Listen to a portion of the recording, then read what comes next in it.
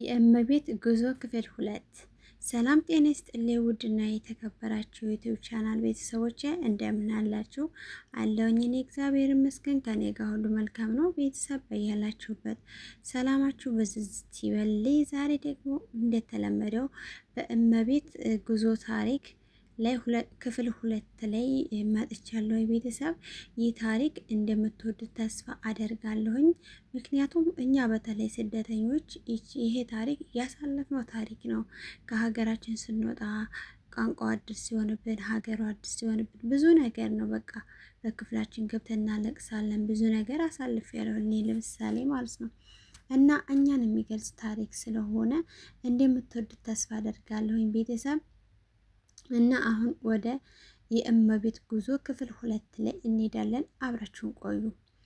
ያቺ ሌሊት ለእመቤት የህይወቷ ረጅሙ ሌሊት ነበረች። በዛች ጠባብ ክፍል ውስጥ ሆና ከአገር ይዘው የመጣችውን ቀይ ሻንጣዋን እያየች ብዙ ትብሰለሰላለች። አረንጓዴ ቀሚሷ በእንባዋ ረጥቧል።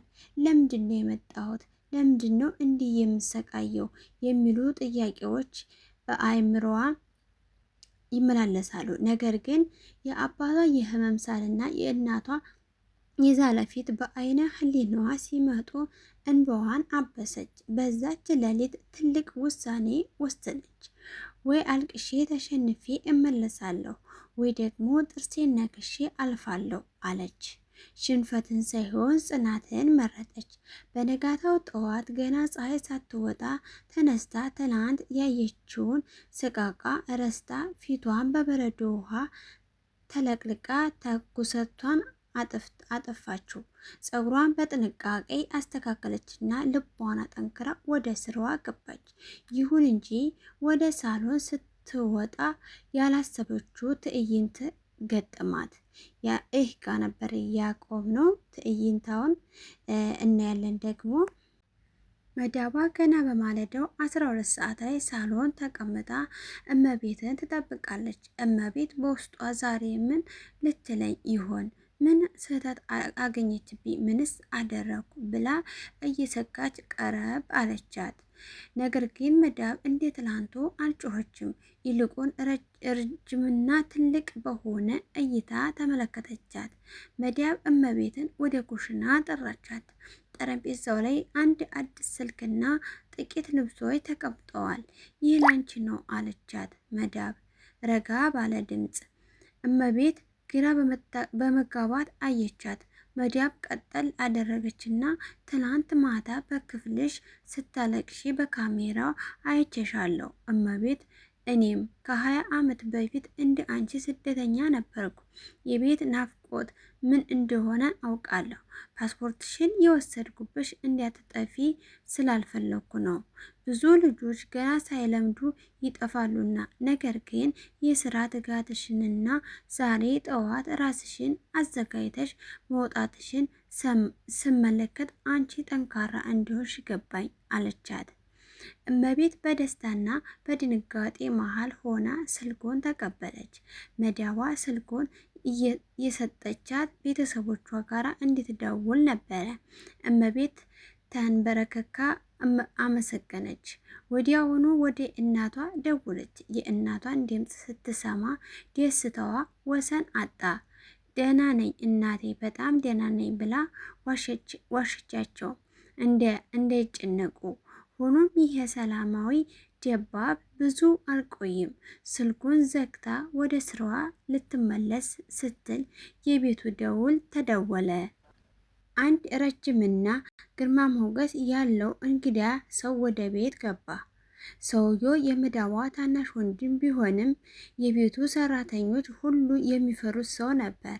ወደ እመቤት ቀረብ ብሎ በጥልቀት ካያት በኋላ ወደ መዳቧ ዞሮ በአረበኛ የሆነ ነገር ተናገረ። እመቤት ቋንቋው ባይገባትም የሰውየው የአይንና አነጋገር ፍርሃት የሚጭር ነበር። ሰውየው ከሄደ በኋላ የመዳቧ ፊት ተቀየረ። እመቤት አለቻት፣ ድምጿ እየተቆራረጠ፣ ከዛሬ ጀምሮ ከቤት አትወጭም አለቻት። ወንድሜ ሌላ ሀሳብ አለው፣ እሱን እንድትጠነቀቂ እፈልጋለሁ አለቻት። እመቤት በድንጋጤ ደረቀች። ምን አይነት ሀሳብ ምን ሊያደርገኝ ይችላል የሚለው ጥያቄ በውስጧ ተቀሰቀሰ። ያ ታጥባ የነበረው በረዶ ውሃ በላቧ ተተካ። ጽናቷ እንደገና በትልቅ አደጋ ላይ ወደቀ። በዛች ሰፊ ቤት ውስጥ እመቤት ብቻዋን የመሆኗ ስሜት መጣባት። ይህ እንግዳስ ሰው ማን ነው? ለእመቤት ምን አይነት አደጋ ይዞ መጣ? መደዋስ ልትጠብቃት ትችል ይሆን ወይስ ለወንድሟ አሳልፋ ትሰጣታለች? ይህ ቀጣዩን በክፍል 3 ይዤላችሁ እመጣለሁ። ቤተሰቦቼ ላይክ እና ሰብስክራይብ ሼር እያረጋችሁ አበረታቱ። ቤተሰቦቼ ይህ ቪዲዮ እንደሚመቻችሁ ተስፋ አደርጋለሁ። እንግዲህ ብዙ አለን የመዳብ ቅመሞች በሰው ሀገር ስንወጣ ብዙ ገጠሞች ብዙ ታሪኮችም አሉን። እነኛ ይኖሩናል። ማንኛውም ሰው ከሀገራችን ስንመጣ የማያጋጥመን ነገር የለም።